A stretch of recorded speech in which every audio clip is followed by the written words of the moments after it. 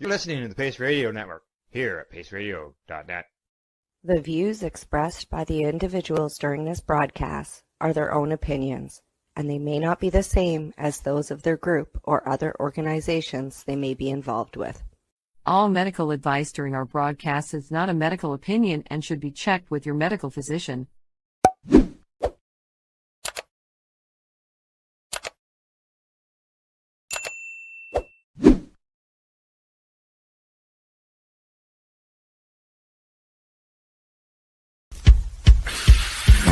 Oh yeah, baby, that's lovely.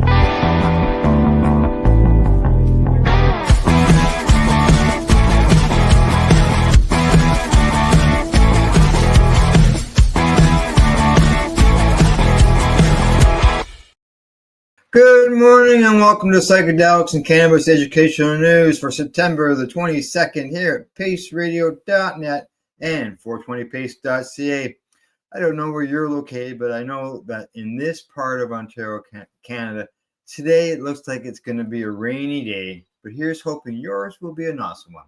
Before I get started, don't forget to, if you like what you're seeing or hearing, to hit that subscribe button. Today in the news, I have stories coming from the USA, Germany, Canada, as well as Venezuela, which is where I am going to begin. And this one comes to me from the International Cannabis Business Conference.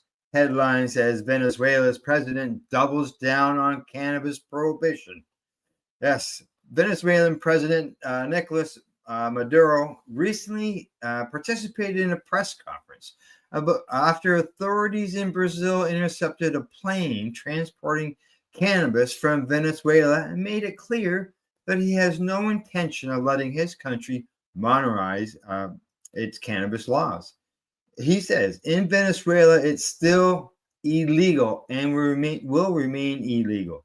In Venezuela, we will not fall into the foolish trend of legalizing any drugs.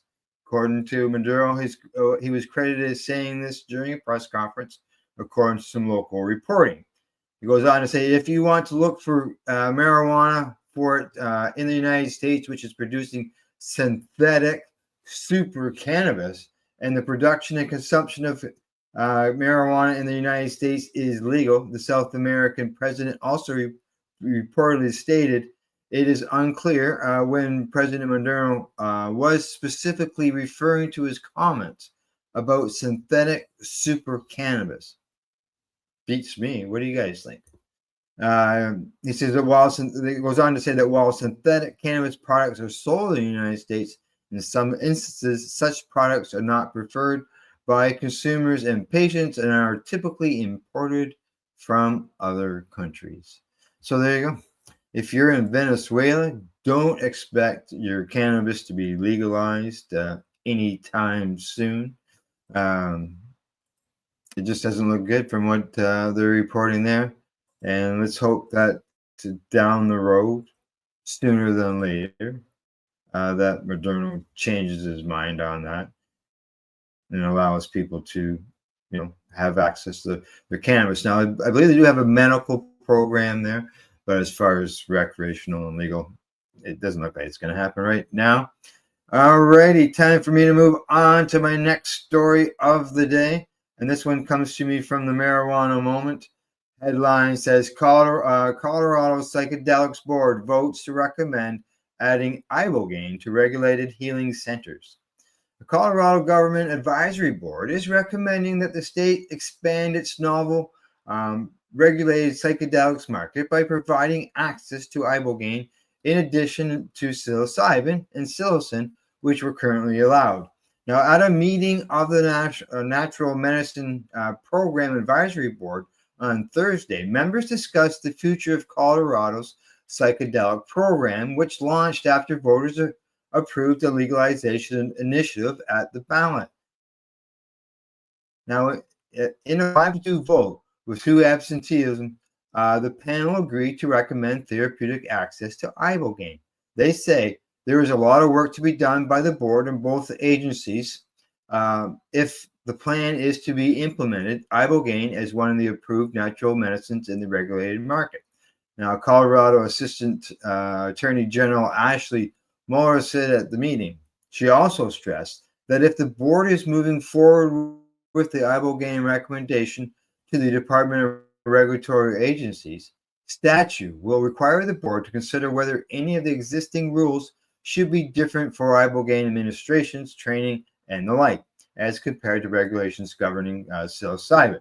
Now, the recommendation from the advisory board stipulates that, if ultimately approved, the addition of ibogaine to the list of permitted psychedelics under state law must comply with what's called the Nagoya Protocol, an international treaty meant to provide for stability and cultural protection. In the press release, Governor Polis says Colorado has been a national leader in breaking through outdated laws around cannabis, and now we are doing the same for the natural medicines. Yeah, he's right there. They were the ones there that jumped on the cannabis end of things, and now they're moving ahead with the ibogaine and other psychedelics. All right, from there we're moving on to the third story of the day, and this one comes to me from theounce.ca, and the headline on it says, pre-rolls overtake flower as consumer favorite, according to report. Now, pre-rolls have passed flowers as the top grossing cannabis category in Canada, according to a new report. Using data provided by sales analytics firm Headset, the report reveals pre-rolls generated more than $1.27 billion in revenue in 2024, with nearly 69 million units sold, securing 32.8% of the market. Now, second at the time to flower. But by the mid-2025, pre-rolls had overtaken flower in sales to become Canada's top grossing cannabis product category, the report says. It goes on and says that through September 9th of this year, pre-roll sales reached $982 million and a 34% of the market share. That's up 72 million, up from 72 million. That's 8% over the previous year-to-year period, and on pace to break last year's record. Now, it also goes on to say, by comparison, flower recorded $909 million in sales and 32% of the market share over the same period. That's down $23 million. Now, as far as what's the most favorable pre-rolls and stuff, they say general admission has risen to the top of the Canadian pre-roll market on the strength of its flowered or flavored and infused pre-rolls. And they also say that other top performers on this list include Shred, famous for its terpene-rich blends, and Back 40, which is a heritage brand known for accessible large multi-packs. The report also highlights Jeter. That's America's best-selling pre-roll brand, which made a powerful entrance into the Canadian market in 2024. And Redican, an Ontario-based company recognized for its iconic Ready Slim pre-roll packs. So there you go. Those are the pre-rolls have taken over flower. I guess the convenience of just buying something that is already made and ready to go, and all you got to do is take it out of the tube or out of the package and light it up, and you're not fighting the wind or the rain to try to roll one while you're out and about. Alrighty, from there, I think it was only a matter of time, but it'll be interesting to see what happens. Oh, I see I got a couple comments. Let's see what they say. Jessica Cox says, reminds me of Charlotte's Web in Colorado. And she says that pre-rolls have always been top for everyone. Now it's showing data-wise. Yeah, exactly. It is showing data-wise. All right, from that, we're going to move on to the next story. And I'll just get her all lined up here. And this one is coming to me from StratCan. And the headline on it says, Germany No new import permits for dried cannabis in 2025. Yep, Germany's Federal Institute for Drugs and Medical Cannabis tells business-to-business trade magazine Caught Invest that the current demand estimate for cannabis for medical purposes in Germany, which is 122 tons, has already been exhausted. No new permits can be issued for dried cannabis. Now, they say that exports for cannabis from Canada have dominated the German market in the recent years.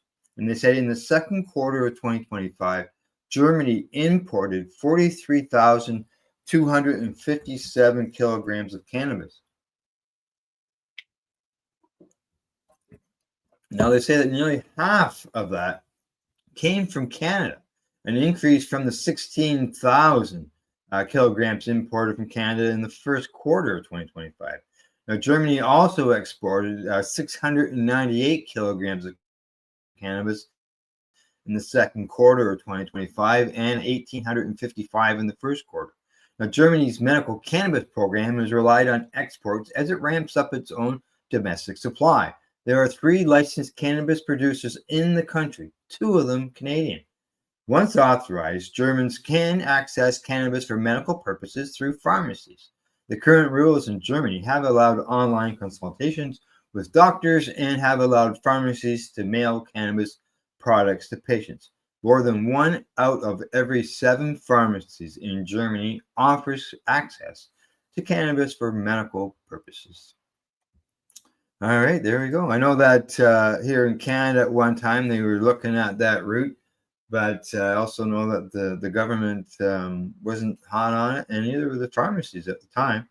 But I believe things have changed around a little bit from some of the language I've seen over time. And yeah, exactly. Now, as far as Jessica, I got some more messages. Says, you must be from Canada, eh? Yes, Jessica, I am in Canada. I'm in Ontario, Canada. And yep, we got all kinds of stuff going on up here. She also says that this is fantastic. Can you send me the link, please, when it's complete? I have to go into a meeting. All right, Jessica. If I can find you online, I'll send you the link. But if I can't find you, you can find Psychedelics and Cannabis Educational News. Our broadcast is on our Facebook page. You'll also find it on our YouTube channel, on the Pace Radio Network YouTube channel. We're on LinkedIn, and you'll find us if I don't find you. Alrighty, from that story from Germany, we're going to go to our last story of the day. And this one is coming to me from not marijuana, but MJ Biz Daily. And the headline on that one says, Trump Justice Department opposes challenge to DC hemp laws. The Trump Justice Department this week asked a federal judge to dismiss a challenge to Congress' power over Washington, D.C. drug laws brought by the district's oldest hemp shop. Now, in a federal lawsuit originally filed in June, Capital Hemp asked a judge to overturn a long-standing federal budget rider that in theory ties local lawmakers' hands on drug laws. Now, Capital Hemp has been challenging a Washington-led crackdown on hemp-derived THC for more than a year.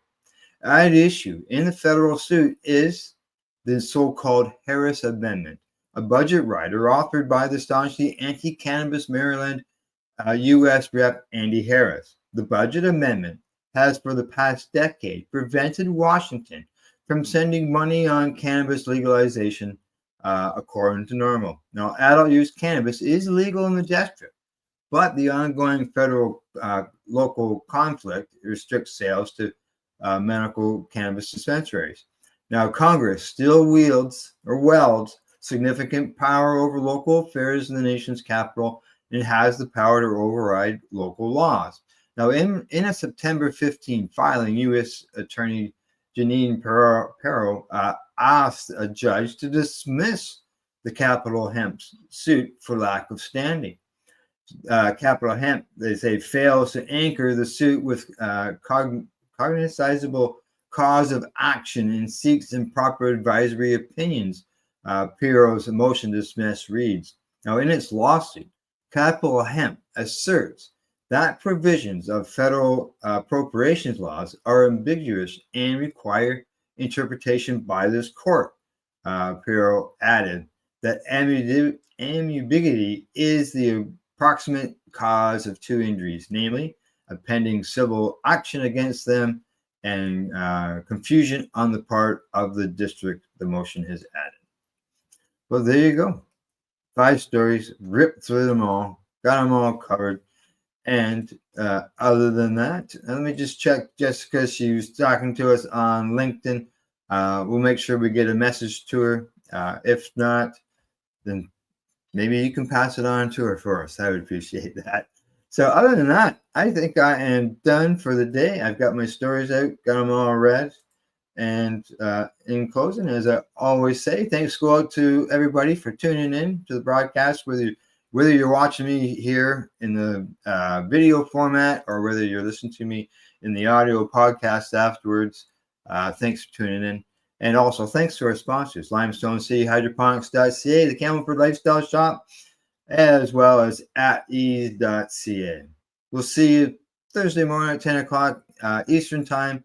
And don't forget, as I always say, educate, medicate, and...